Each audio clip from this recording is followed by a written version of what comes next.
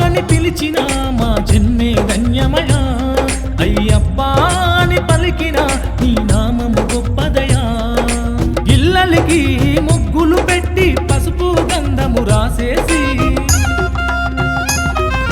పట్టు అంచుల వస్త్రము కట్టి తులసి మాల మెడలో వేసి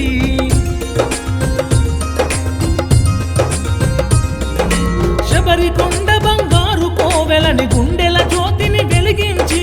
కార్తీక మాసమునందున నీ మాల వేసి నిన్ను కొలిచెదము మణికంఠుడా